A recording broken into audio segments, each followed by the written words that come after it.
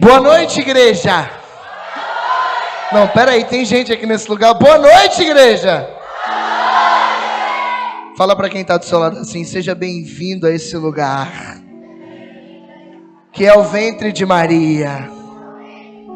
Amém ou não? Glória a Deus. Queridos, é uma alegria muito grande poder estar aqui com vocês, para a gente poder conversar um pouquinho sobre a palavra de Deus. E eu quero realmente aqui nessa noite trazer uma mensagem, e essa mensagem eu acredito muito que vai transformar o seu coração, não por aquele quem fala, não porque o Senhor sabe das minhas limitações, mas pelo poder da palavra de Deus.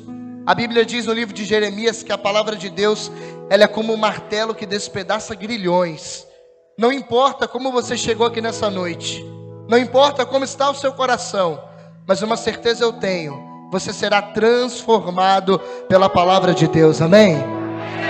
Eu acredito muito que você pode de fato ter chegado aqui carregado, paralítico das pernas espirituais, mas em nome de Jesus você sairá andando e saltando, louvando ao Senhor por tudo aquilo que Ele vai fazer aqui nessa noite na tua vida, amém?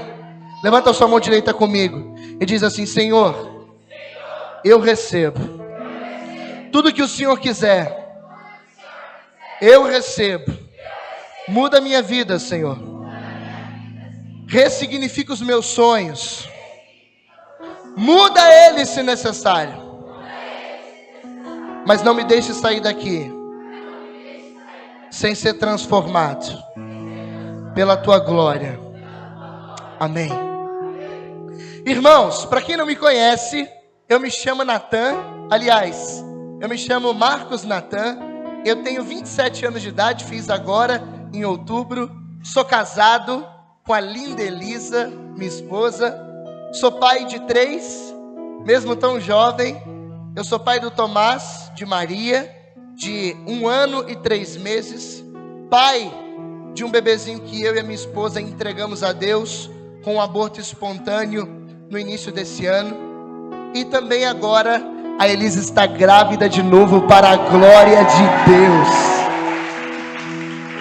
Estamos de 3 meses. A gente não anunciou publicamente ainda, devido ao último aborto, que foi bem difícil, principalmente para minha esposa. Então a gente resolveu esperar um pouco mais, um pouquinho mais de prudência, para que aqueles que nos amam, para aqueles que nos acompanham, também possam se alegrar junto com a gente, tá bom? Eu sou natural de uma cidade chamada Angra dos Reis, lá no Rio de Janeiro. Alguém conhece Angra dos Reis? Maravilhosa, eu sei, tudo bem. Você pode ir lá um dia visitar. A casa da minha mãe é pousada gratuita para quem é gerados pela Imaculada. Você vai passear nas ilhas, vai andar na praia, vai andar de bote, de lancha, e pode ir lá na minha mãe e falar assim: o Natan falou que até camarão a senhora consegue. Ela vai me matar, mas ela vai arrumar o camarão, tá bom? Eu estou muito feliz de estar aqui. Sou consagrado a Jesus pelo carisma Colo de Deus há 8 anos. Estou dentro da comunidade. Fui comunidade de vida quase 6 anos praticamente. Só saí da comunidade de vida para a aliança quando eu me casei. Foi uma orientação da comunidade, mas vivo da missão como vocês, pelo menos a maioria, ou pelo menos alguns que estão aqui dentro. É uma alegria poder compartilhar essa mensagem com você hoje, amém? Quem trouxe a Bíblia? Levanta ela para mim ver assim, bem alto. Pode, não, mais alto que eu não estou vendo. Pode abaixar. Quem não trouxe, levanta a mão vazia assim, só para eu... Não, levanta mesmo. Fala para essa pessoa: você não muda mesmo, né, cara? Abra a sua Bíblia então, quem trouxe, em Mateus capítulo 19, versículo 16. Mateus capítulo 19, versículo 16.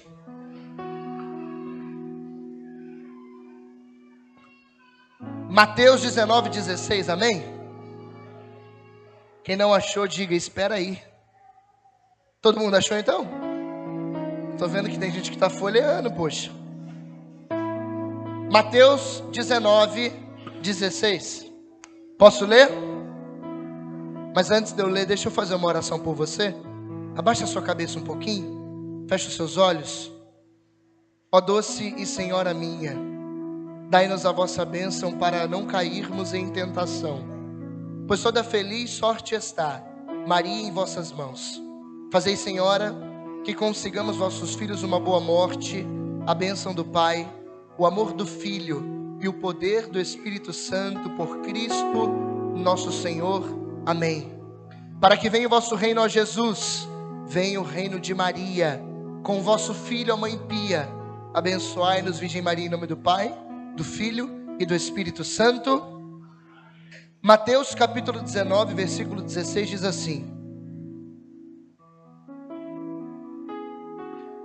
Um jovem aproximou-se de Jesus e lhe perguntou: Mestre, o que devo fazer de bom para ter a vida eterna?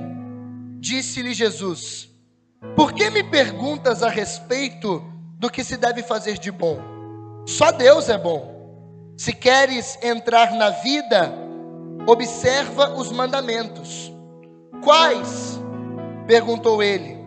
E Jesus respondeu: Não matarás, não cometerás adultério, não furtarás, não dirás falso testemunho, honra teu pai e a tua mãe, ama o teu próximo como a ti mesmo. Disse-lhe então o jovem: Eu tenho observado tudo isso desde a minha infância. O que ainda me falta? Jesus então respondeu: Se queres ser perfeito, vai, vende tudo que tens, dá aos pobres e terás um tesouro no céu. Depois vem e segue-me.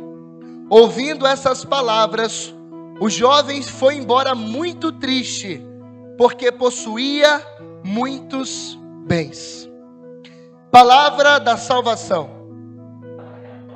Dá um beijo aí na sua Bíblia. Quem não trouxe Bíblia não vai beijar ninguém hoje. Vamos aplaudir a palavra de Deus bem forte para a palavra de Deus.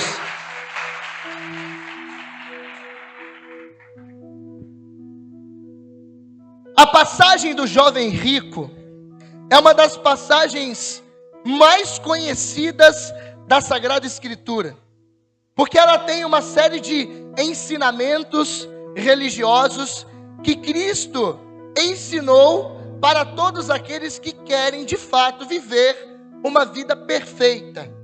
Uma vida perfeita, todo mundo sabe aqui que é alcançar a santidade.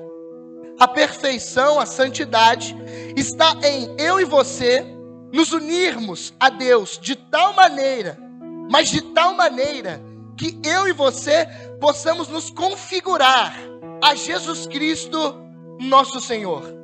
O objetivo de ter uma vida perfeita é poder um dia dizer como Paulo, Gálatas capítulo 2, versículo 20, já não sou, mas eu que vivo, é Cristo que vive em mim.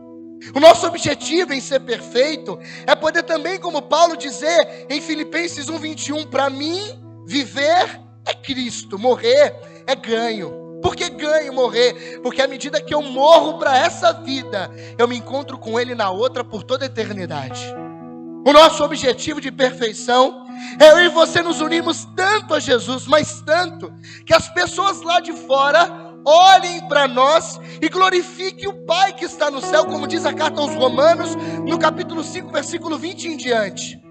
Que vejam os homens a luz dos filhos de Deus e glorifiquem o Pai que está no céu. A perfeição, ela é algo que nós devemos alcançar. E quando eu digo perfeição, é preciso entender aqui por um momento que não é aquela perfeição somente de regras, onde eu faço isso e deixo de fazer aquilo. Não, a perfeição é amar. O Padre Paulo Ricardo, quem conhece o Padre Paulo Ricardo aqui? Eu sou apaixonado por aquele homem. E ele diz uma coisa interessante, que se nós pudéssemos agora, por uma graça especial, parar de pecar, nós não seríamos santos. Pergunte por quê? Não, só se todo mundo perguntar. Pergunte por quê? Porque santidade, perfeição, não é parar de pecar. Santidade é amar. Quer um exemplo claro disso? Baluarte de vocês e, claro, nosso também, da Colo de Deus, São Francisco de Assis. Aquele homem se configurou a Jesus de tal maneira. Aquele homem que fundou a Ordem dos Frades Menores. Por que a Ordem dos Frades Menores? Porque o desejo de Francisco era tão grande de se unir a Jesus, que ele queria ser o menor de todos. Porque ele entendeu que Jesus Cristo viveu sua kenosis e quis sempre o último lugar. Não se preocupou com as glórias do mundo. Engraçado que São Francisco, um dia, ele foi diante do Papa. E chegou diante do Papa, André, e disse assim: olha, eu escrevi o meu estatuto. Nós temos uma regra. Nós temos o estatuto, está pronto. Não temos nada que falar. O Papa, muito bem. É importante mesmo que vocês tenham uma diretriz. E São Francisco de Assis deu o evangelho para o Papa. E o Papa, mas, pelo que eu estou vendo aqui, Mateus, Marcos, Lucas, João... Ele falou, isso aqui é os evangelhos, eu conheço. E São Francisco disse, está aí, essa é a nossa regra. Nós queremos ser configurados a Cristo de tal maneira, que a única regra da nossa vida vai ser o evangelho. É claro que o Papa, entendendo a humildade e o desejo de perfeição daquele homem, mandou de volta ele para casa em nome da santa obediência, que ele escrevesse um estatuto de verdade, e ele o fez. Mas o desejo de São Francisco era verdadeiro. Ele queria em tudo ser igual a Jesus Cristo. Pergunta para quem está do seu lado: você quer ser em tudo igual a Jesus? Não abra a boca, pelo amor de Deus. Fala para quem está do outro lado: você quer ser em tudo igual a Jesus? Ainda falando de São Francisco, para você ficar de boca aberta, tem um homem chamado Frei Leão, da Ordem de São Francisco de Assis. Ele teve uma visão quando São Francisco morre, dele entrando no céu. Sabe qual é a visão? São Francisco entra, sobe as escadarias, e quando ele começa a passear no paraíso, os santos e os anjos estão conversando. Um anjo diz assim: olha lá Jesus vindo. E um santo fala: não é Jesus não, é Francisco. E um outro anjo fala: eu acho que é Francisco mesmo. E o outro anjo: não, é Jesus. Aí um outro santo: é Jesus mesmo, eu reconheço a barba, olha a roupa, é tudo igual. Olha só, Frei Leão, com essa visão, ele percebeu que São Francisco se configurou a Jesus de tal maneira, e quando ele entrou no céu, ele foi confundido com o próprio Jesus de Nazaré. Pergunta para quem está do seu lado: eu te confundiria com Jesus? Natão, que é isso? Olha para mim. Isso é desejo de perfeição. Estamos lá ainda? Aliás, já estamos lá? Não estamos ainda. Mas é preciso desejar todos os dias. E olha que coisa interessante, tinha alguma coisa no coração daquele jovem do Evangelho. Alguma coisa que, embora ele não saiba dizer com palavras, no fundo, ele sabe o que ele procura. Porque o jovem rico, ele é um quê? Ele é um bom católico. Ele cumpre os mandamentos. Ele vai à missa todo domingo, diga aleluia. Não, peraí, tem gente que não trouxe a Bíblia, tudo bem. Mas vamos abrir a boca, em nome de Jesus, vamos lá. O jovem rico é maravilhoso, diga aleluia. Ele é um bom católico, porque ele vai à missa todo domingo, diga glória a Deus. Ele confessa de 15 em 15 dias, porque ele entende que confissão é batismo no Espírito e remissão dos pecados, diga aleluia. O jovem rico, ele reza o rosário todo dia, diga amém. Meu Deus, ele adora o Santíssimo Sacramento 3 vezes na semana, em especial na quinta-feira, diga eu também. Muita gente mentiu agora, hein? Vamos lá. O jovem rico é maravilhoso, ele é um exemplo de católico. Só tem um detalhe: Jesus Cristo um dia no Evangelho disse uma coisa interessante, André. Ele disse assim, muitos são chamados, mas poucos são os escolhidos. Alguém poderia dizer assim: é claro, Natan, porque tem gente que aceitou o chamado de Deus e tem gente que rejeitou. Só que tem um mistério aí dentro. Porque muitos são chamados à perfeição, mas muitos se contentam em ficar somente no cumprimento dos mandamentos. Quem é você? É aquele que se contenta, não, eu vou à missa todo domingo, eu adoro o Santíssimo Sacramento, eu confesso de 15 em 15 dias, eu rezo o rosário, eu jejuo na quarta-feira e sexta me abstenho de carne, eu sou um cara legal, eu posto no Instagram sobre Jesus, eu não vou para a música do mundo, não vou para a festa mundana, não frequento mais a balada, e toda sexta-noite eu estou no Gerados pela Imaculada. Você é o cara. Só tem um detalhe: Deus está chamando muitos aqui à perfeição, E muitos aqui estão se contentando somente com cumprir regras. Qual é o problema de só cumprir as regras? Uma hora você vai cansar. E olha que coisa bonita, porque tinha algo dentro do coração daquele jovem, diga aleluia. Que ele não sabia dar nome, mas ele sabia que estava lá. Ele ouviu a fama de Jesus. A fama de Jesus se espalhou naquela região. Ele, um bom judeu, que é o caso, é claro que ele não é católico, porque o católico vem depois, é óbvio, você sabe disso, você é inteligente, mas aquele menino, um bom judeu, ele conhecia a Torá. É claro que com 12 anos de idade ele foi para o templo, passou por aquele negócio que o judeu chama de, não se espante com o nome estranho, Bar Mitzvah. Ele citou a Torá de cabo a rabo. E se ele era um pouquinho mais inteligente que a média, e parece que ele é, porque ele entende dos mandamentos, ele deve ter citado o livro do profeta Sofonias, Isaías, Jeremias, e até talvez um deuterocanônico como Judite, como Provérbios Eclesiásticos. Ele era talvez um bom menino, só tinha um detalhe. Ele queimava por algo a mais, que ele não sabia o que era. Aí ele ouve a fama de Jesus, ele logo liga. Esse tal de homem chamado Jesus está curando, está libertando, está ressuscitando mortos. Você lembra que Jesus Cristo disse para os discípulos de João Batista? João Batista está preso, ele está dentro do cárcere porque Herodes mandou prender ele, porque João Batista pregava contra o adultério do seu irmão. E dentro do cárcere, ele ouve a fama de Jesus. Então João Batista olha para os seus discípulos do lado de fora. Quem viu o filme de São Lucas vê que antigamente as prisões eram em céu aberto. E por ser em céu aberto, qualquer um poderia visitar um preso sem a necessidade de passar por algum tipo de guarda. Algumas prisões eram assim. Então João Batista fala para quem está na grade do lado de fora: os seus discípulos, veja, eu estou ouvindo uma fama estranha. E os discípulos de João Batista perguntaram: esse tal de Jesus, então, ele é o Messias? E João Batista dentro da cadeia fala assim: vai até ele, pergunte o que acontece, porque ele vai te responder. Então eles vão até Jesus Cristo, chegam diante dele e falam: tudo bem, Jesus? E Jesus: tudo bem, salve Maria. Salve Maria. Aí os discípulos de João Batista falam assim: olha só, é muito interessante o que o Senhor tem feito. Só uma pergunta, porque a gente é discípulo de João, e João está preso, não conseguiu aqui ver com os próprios olhos. É o Senhor que é o Filho de Deus? E Jesus diz assim: volta para João, fala que os cegos voltam a enxergar, os surdos voltam a ouvir, os paralíticos voltam a andar e os mortos voltam a ressuscitar. Porque quando vocês disserem o que está acontecendo, a partir da fama que eu tenho carregado, ele já vai saber a resposta. Os discípulos de João Batista voltam até o cárcere. Ó, João Batista, a gente encontrou a resposta. Ele disse que os cegos veem, os surdos ouvem, os paralíticos andam, os mortos ressuscitam. E João Batista lá da cadeia disse: então podem crer, esse é aquele que eu não sou digno de desatar a correr das suas sandálias. Ele é o Cordeiro de Deus que tira o pecado do mundo.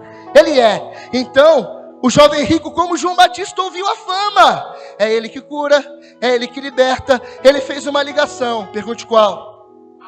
Ele cura, liberta, ressuscita mortos, dá vista aos cegos, dá ouvido aos surdos.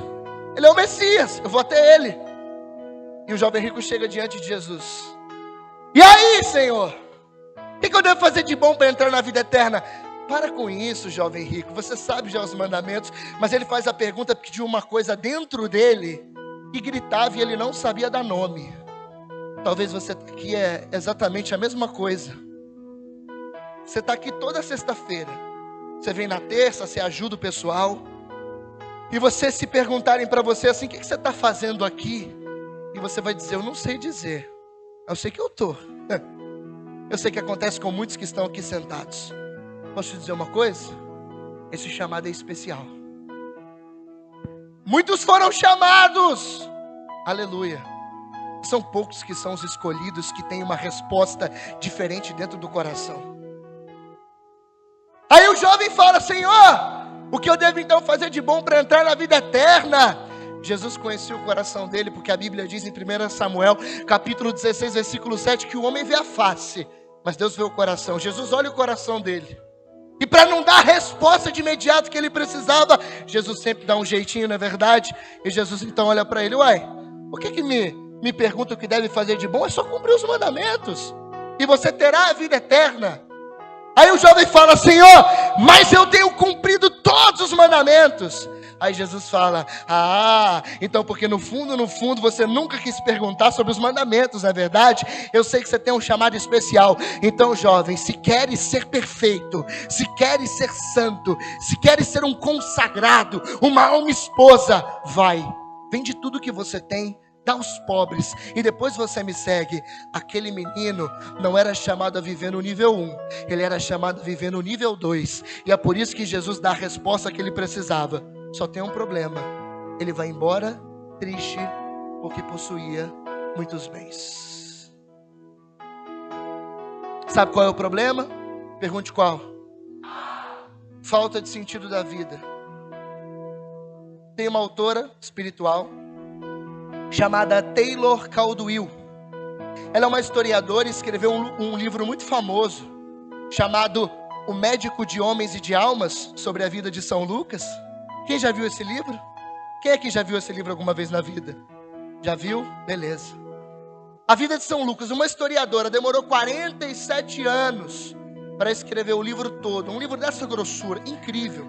É a primeira e mais completa biografia sobre a vida de São Lucas que nós temos. Só para você ter uma ideia do caráter importante desse livro, é ali que ela conta que Lucas foi o primeiro que pintou um quadro sobre Nossa Senhora, o grande Mariano. Por isso que ele escreve o Lucas, capítulo 1, que fala praticamente da infância de Jesus, dos detalhes da anunciação do anjo Gabriel à Virgem Maria. E você conhece a história.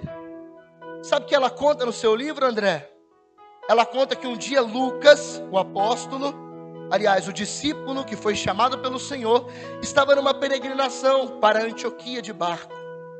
E nessa peregrinação, dentro do barco, indo atrás das fontes de Jesus, porque São Lucas não conheceu Jesus pessoalmente, ele foi então dentro do barco, indo atrás de Jesus Cristo, encontrou dentro da embarcação um jovem sentado no chão, e o jovem estava de cabeça baixa, e ele foi, percebeu que ele estava tristonho, e perguntou assim para ele: jovem, por que você está de cabeça baixa? Por que você está de cabeça olhando para o chão, com esse ar triste? Lembra que São Lucas, ele aparece depois que Jesus já morreu, ressuscitou, subiu ao céu, amém? Pergunta para quem está do seu lado: você está entendendo? Pregação inteligente, vamos lá. Por que você está de cabeça baixa, menino? E o menino levanta a cabeça temeroso e diz assim: eu estou assim entristecido, porque eu neguei a proposta do amor da minha vida. Eu encontrei o Messias, Jesus, e quando ele me fez a proposta de largar tudo, vender tudo e o seguir, eu, porque era apegado e possuía muitos bens, não tive a coragem de responder com firmeza. E é por isso que agora, tantos anos depois, eu continuo sem sentido na minha vida. Você não entendeu, né? Eu vou falar sobre você, não é sobre o jovem. Você pode até fugir do chamado que Deus está te fazendo há muito tempo, mas sabe o que é triste? Pergunte o quê? É que eu vou voltar para pregar aqui ano que vem. Se o André gostar de mim mesmo, ele vai me trazer para pregar no congresso de vocês. E sabe o que vai acontecer? Eu vou te encontrar de cabeça baixa, triste, porque você não teve coragem de responder ao chamado de ser gerado pela Imaculada. Sabe o que você é? Covarde. Fala para quem está do seu lado: você tem cara de bunda mole. Fala para quem está do lado: você tem cara de bundão mesmo.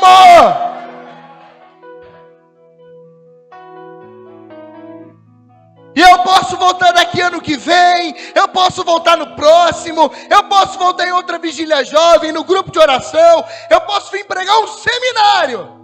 Se você não tiver a coragem de vender tudo, abandonar tudo que lá fora te prende, nunca foi sobre dinheiro, é sobre apego. Talvez aquele jovem nem era tão rico assim como o Evangelho mostra, mas ele era apegado, e o apego é uma praga de quem não conhece a Deus. Porque Mateus 6,33 diz: buscar em primeiro lugar o reino de Deus e a sua justiça, e tudo mais vos será acrescentado. Ei, querido, preste atenção. Deus está dizendo assim: eu tenho um chamado especial para você, eu vou chamar você quantas vezes forem necessárias. O que não pode acontecer é o meu filho Natan voltar para pregar e te ver de cabeça baixa, porque você ainda continua sem coragem de dizer sim à resposta do chamado. Você vai se contentar em ser o menino que vai na missa, confessa, comunga, adora, mas não vai viver o nível 2? Ah, mas eu tenho medo, eu já sou velha demais. Então chama Ana no templo, 84 anos, cuidando das coisas do Senhor, de idosa. Ah, mas eu sou muito novo, eu sou criança, eu fui chamado com 14 anos de idade, a mesma idade da Virgem Maria. Desculpa, chama Nossa Senhora de nova demais, para gerar o Filho de Deus. Ou Jeremias, 9 anos de idade. Ou Salomão, 11 anos. Isso porque alguns escritores dizem que ele tinha entre 9 e 7 anos. Idade não é desculpa. Ah, mas eu não sei falar. Ó, Moisés aí, eu sou gagagaguinho. Então eu boto Arão para falar no seu lugar. Cala a boca que ninguém quer te escutar então. E então responde agora o chamado com a vida. Ah, não, mas eu não tenho atributos, eu não sou guerreiro, eu não sei cantar, eu não sei interceder. E Davi tinha algum atributo? A Bíblia diz que os irmãos eram belos, altos, fortes, preparados. Davi pequeno, esquisito, feio, morava no fundo. Está parecendo você. Fala para quem está do seu lado, é a sua cara, Davi. Sabe por que é a sua cara, Davi? Porque você é o pequeno, rejeitado e esquecido. Mas Deus escolheu você. Aplaude, aplaude o Senhor.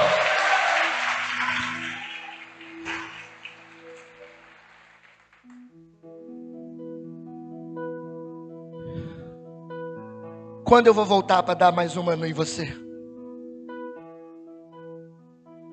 Seu covarde. Você estava aí já dizendo: eu vou embora, que eu trabalhei hoje o dia inteiro. E assim, eu estou cansada, então acho que eu não vou nem ficar para a pregação. Olha Deus falando com você, é contigo mesmo. Quando você vai chegar diante daquele careca ali, que bonito ele não é, por isso que ele tem gente bonita, amigo dele. E vai dizer: olha, eu não sei o que é essa comunidade não entendo nada, mas eu quero dar minha vida nesse troço aí. Pergunta para quem está do seu lado, ele está falando com você? E olha que coisa bonita, eu respondi o chamado. Eu respondi. Porque eu sou como você, eu sou fraco, eu sou bunda mole também. Só tem um detalhe, eu encontrei Cristo. E depois que a gente encontra Cristo, irmão, já era. Não tem como voltar para trás. Eu costumo dizer que para a santidade ou para a vida consagrada, nós precisamos ter a coragem de dar a resposta que o jovem rico não quis dar. Desculpa, jovem rico, muito maravilhoso. Eu dei a resposta que você não quis. Aí alguém vai dizer: é soberba. Não é soberba, não, é convicção de fé. Eu caminho com Deus há 10 anos, pregando a palavra, me converti há quase 15. Isso é prova de que eu estou tentando, pelo menos. Eu espero de você acertos e acertos e acertos. Meu irmão, se eu esperasse de você 100% de acertos, desculpa, nem caberia espaço para nós aqui, porque a gente erra também. E eu me lembro. E sabe por que eu estou aqui? Porque um dia eu encontrei a Cristo. Eu vou te falar um pouquinho da minha história rapidamente, mas eu queria que você escutasse isso aqui, porque muitas pessoas estão aqui e precisam responder o chamado de verdade. Eu, nascido em Angra dos Reis, eu sempre fui da igreja. Os meus pais eram católicos, desde que minha irmã nasceu, porque eles também não eram católicos de missa, mas depois que minha irmã nasceu, que é mais velha do que eu, 7 anos, eles fizeram uma decisão: não, vamos fazer um encontro de casais. Fizeram e todo domingo eles iam à missa. Meus pais, desde que eu me entendo por gente, eles são vicentinos, trabalham com os pobres e rezam de verdade. E o que aconteceu foi que, claro, eles não tinham uma conversão tão sincera assim, e tão radical como eles têm hoje, por exemplo, de rezar em casa, ter vida de oração, confessar intimidade. mas era aquele católico que ia na missa. Então, eles transmitiram para mim e para minha irmã aquilo que eles estavam vivendo. Minha irmã, quando fez 15 anos de idade, fez a crisma. Fala, glória a Deus. Só tem um detalhe, ela dizia, eu crisma e vaso. E foi assim que ela fez. Os anos se passaram, morando no Rio de Janeiro, eu falei, eu vou seguir o exemplo da minha irmã.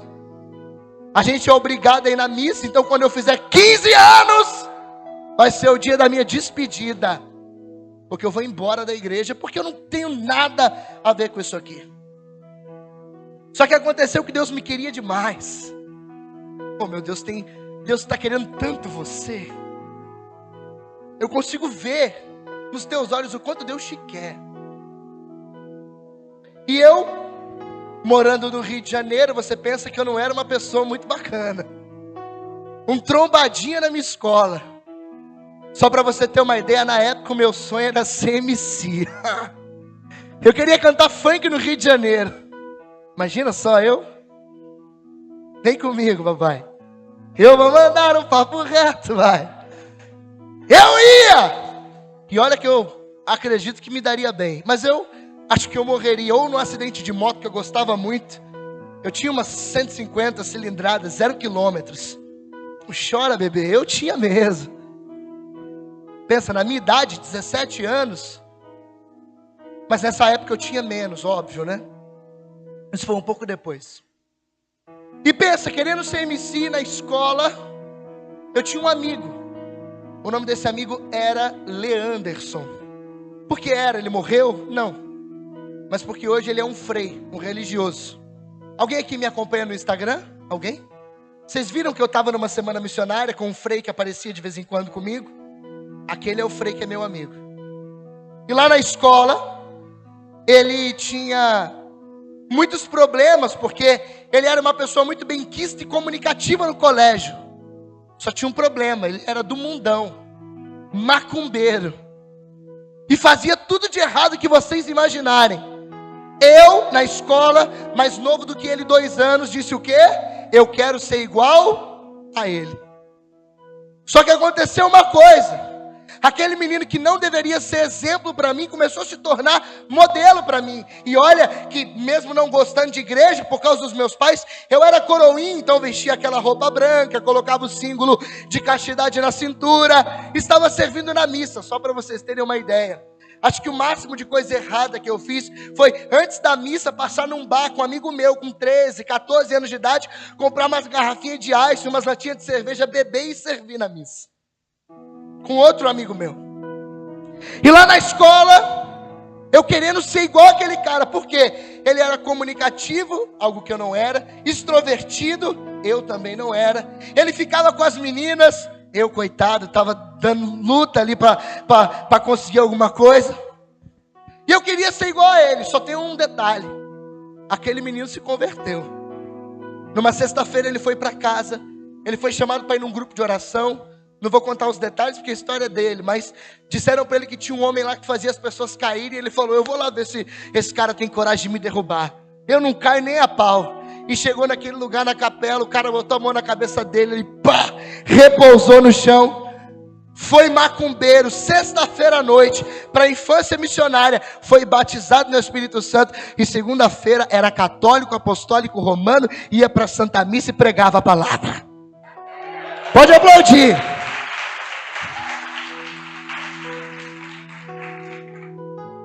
O que é mais interessante, na escola, ele continuou sendo aquele cara legal.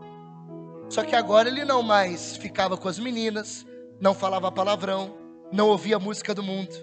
E ele começou a falar de Deus na escola. Eu continuei querendo ser amigo dele, porque ele era bem quisto por todos. Então ele consequentemente começou a falar de Deus para mim. E o que aconteceu foi o seguinte.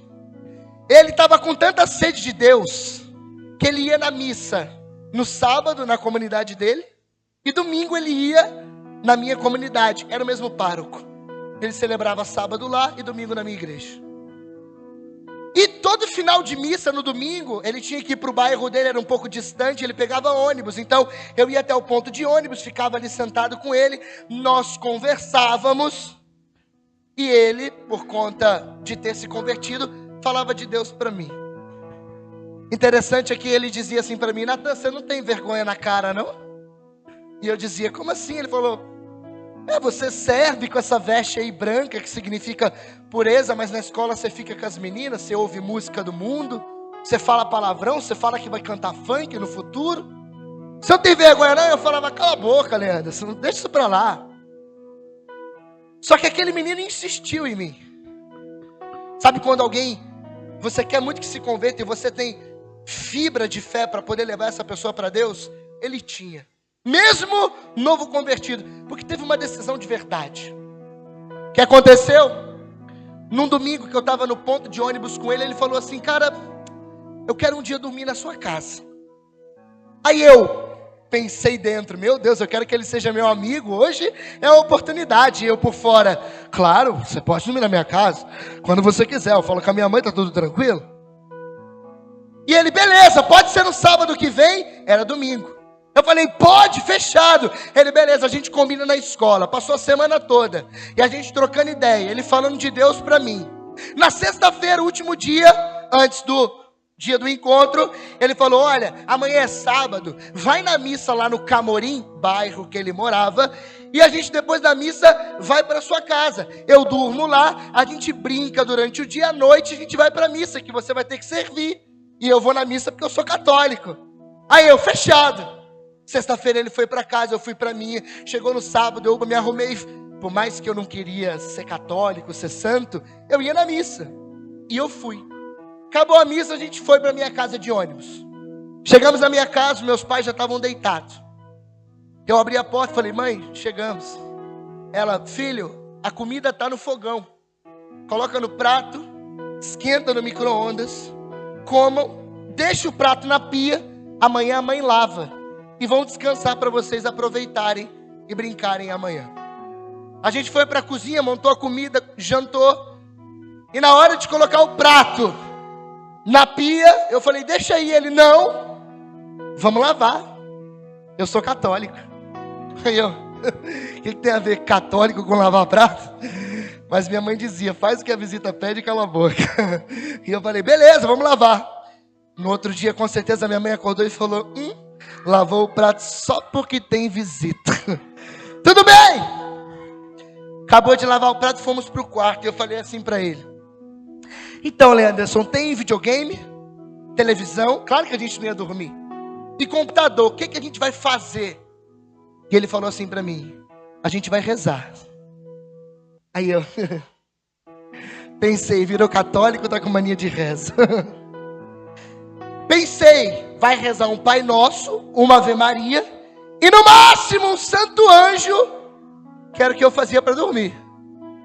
Aí eu: beleza, vamos rezar. Aí ele falou assim: você pode se ajoelhar para eu rezar por você? Aí eu: como assim ajoelhar? Tudo bem, né? Faz o que a visita pede e cala a boca, dizia minha mãe. Ajoelhei na beira da cama. E ele colocou a mão na minha cabeça. Detalhe: eu nunca vi renovação carismática, oração em língua, nova comunidade.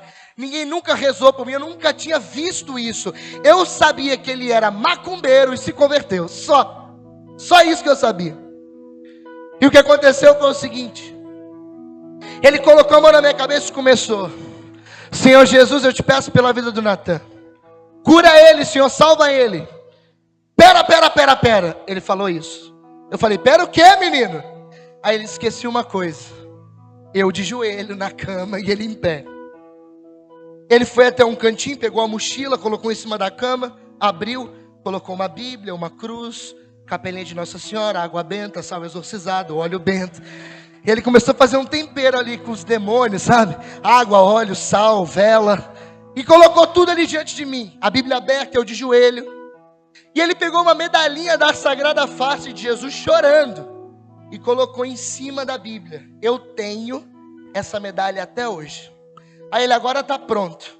Me lembro como se fosse hoje, era 11h40. Nunca me esqueço.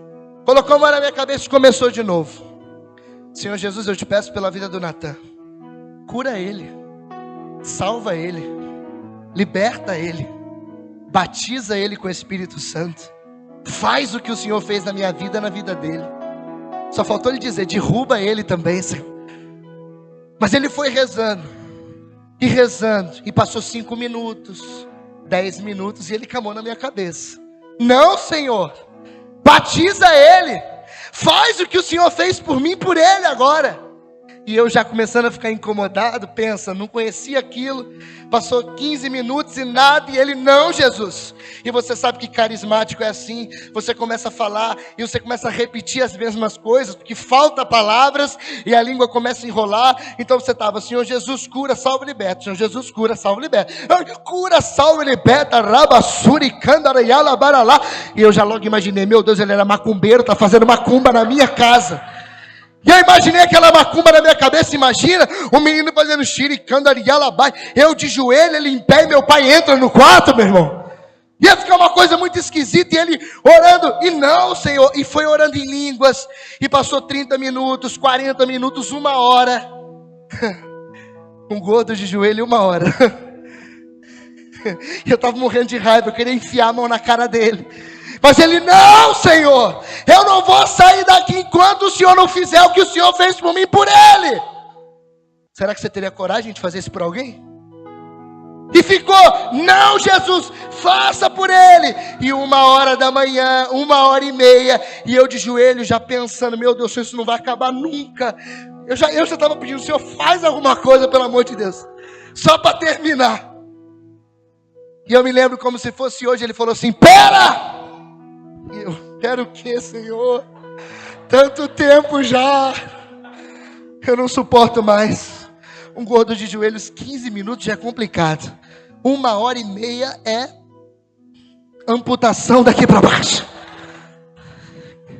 E eu falei, Senhor, agora é a minha deixa, eu vou levantar. E ele, Natão, o Senhor me revela uma coisa. E eu, revelo o quê? Brincadeira, manifestei não. Natão, o Senhor me mostra que você tem cometido esse pecado,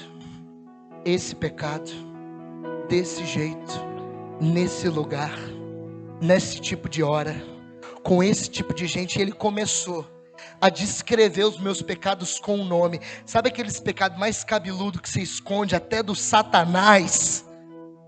Ele começou a revelar tudo diante de mim. E gente, desculpa, eu ainda não era amigo dele, não tinha essa intimidade dele saber o meu pecado. E gente, desculpa, com 14 anos ninguém compartilha pecado com ninguém. E eu acredito muito naquela palavra que diz que quando o Espírito Santo vier, ele veio, ele convencerá acerca do pecado, da justiça e do juízo. Quando ele começou a revelar o meu pecado, meu irmão, eu não sei se de vergonha ou porque o Espírito veio, mas eu comecei a chorar. E eu comecei a chorar, porque o meu pecado foi colocado na minha frente. É aquilo que dizia o salmista Davi: Senhor, meu pecado está sempre à minha frente, só contra vós eu pequei. E ele começou a dizer, e esse pecado, e desse jeito, e o choro ia me consumindo, e aquele choro feio,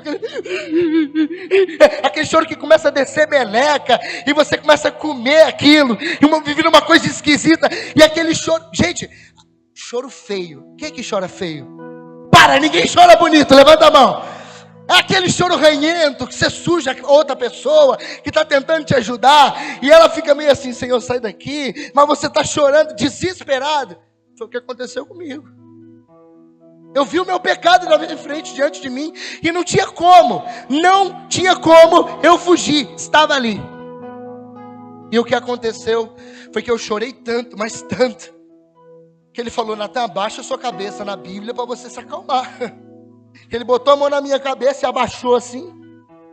E eu acho que ele rezou tanto, que eu estava chorando tão alto, mas tão alto, que ele começou a dizer, para, Natan, já está bom, já veio demais. Seus pais vão acordar, ele falava. Porque eu chorava mesmo compulsivamente. Isso era mais de 2 horas da manhã. Ele insistiu em mim, gente. Em quem você precisa insistir? Ele insistiu. E eu fiquei ali tentando me acalmar em cima da Bíblia, com a cabeça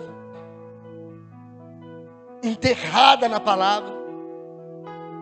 E ele falou assim, tá mais calmo, pode levantar agora. Eu levantei a cabeça da Bíblia. E naquele momento eu eu olhei para aquela medalha da Sagrada Face de Jesus, chorando. E quando eu olhei aquela medalha, eu tive uma visão. E a visão que eu tive foi de Jesus, do rosto de Jesus. E desculpa, você pode acreditar ou não, mas eu não vi Jesus na minha cabeça. Não. Eu vi Jesus diante de mim, como eu estou olhando o seu rosto agora. E Jesus apareceu para mim no meu quarto, de madrugada. E Jesus, ele vinha chorando na minha direção. E Jesus chorava muito. E Jesus disse assim para mim: Natan, meu filho, eu choro por causa do teu pecado. Naquele dia, meu irmão, eu olhei para Jesus e falei: a partir de hoje, eu nunca mais quero ver o Senhor chorar pelo meu pecado. Naquele dia eu costumo dizer que eu me ajoelhei um MC e me levantei um pregador da palavra de Deus, para a glória do Senhor Jesus Cristo.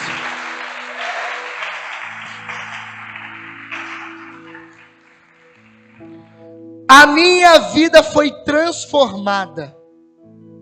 Eu não tive tempo para gastar minha vida no mundo. Alguém vai dizer: foi fruto da imaginação. Sua cara. Eu vi o Senhor. Não é isso que diz o evangelista? Eu vi o Senhor. Eu vi. E muitos aqui já viram o Senhor. Talvez não como eu, porque está tudo bem, cada um tem uma experiência. Paulo viu uma luz na estrada de Damasco. O Frei caiu no chão. Ele não viu nada. Ele caiu e sabia que era católico depois. Eu precisei enxergar com os meus olhos. E todos os dias que eu quero voltar para trás, que eu quero ir embora, eu penso: Senhor, não tem como eu voltar. Não dá mais para voltar. É por isso que naquele dia eu entendi o que Jesus disse para o jovem rico, mesmo sem conhecer aquela mensagem. Eu sabia que o Senhor me queria de uma maneira especial, como Ele quer você que está aqui dentro nessa noite. Muitos são chamados, mas poucos são os escolhidos. Abandone a sua vida de pecado. Abandone o mundo. A lavagem que o mundo tem te oferecido. Ah não, mas eu tenho vivido os prazeres da carne. São João da Cruz dizia: por prazeres terrenos sofrem-se tormentos eternos. Vivam a castidade. Batalhem pela normalidade da sexualidade. Busquem a Deus. E se você é novo, olha aqui para mim, ó. Se você é novo, aproveite que o Senhor te chamou cedo. Porque a Bíblia diz: ensina o jovem no caminho do Senhor desde a infância, porque no futuro ele não vai se desviar. O Senhor me instruiu quando eu era novo, e é por isso que eu estou aqui. Eu não tenho testemunho de vida de pecado, de miséria. Eu não fui para o mundo, não gastei tudo. Não, o Senhor me pegou cedo, como Ele está pegando muitos que estão aqui dentro nessa noite. E para nós encerrarmos essa pregação, eu queria dizer a você uma coisa. Eu volto lá no início. Não se contente com pouco. Não se contente só com as regrinhas. Deus te chama a algo maior. Ele te chama a algo maior. Ele quer você. Não volte atrás. Não volte atrás. Não retorne, porque o Senhor te chamou. E para concluir, eu vos digo aquilo que dizia o Papa João Paulo II: jovens, não tenham medo de entregar tudo a Deus, porque Ele não rouba nada de vós. Pelo contrário, Ele vos dá tudo. Marcos 8,34: aquele que quiser seguir-me, renuncie a si mesmo, tome a sua cruz e me siga. Porque aquele que quiser ganhar a vida, vai perder. Mas aquele que perder por causa dele, vai ganhar. Eu perdi tudo pelo Senhor. Ele mudou os meus sonhos. Ah, mas Santa Teresinha disse que Deus não colocaria sonhos no nosso coração se Ele não pudesse realizar. A Bíblia diz: os sonhos no coração do homem são vaidade. Você fala, não, mas eu vou ser uma médica do Senhor. Mas se Deus não quiser você médica, quiser você consagrada? E se Deus não quiser você advogada e quiser você consagrada? Espero não te encontrar de cabeça baixa no futuro. Deus abençoe você. Que Deus nos ajude. Por intercessão de Maria. Amém.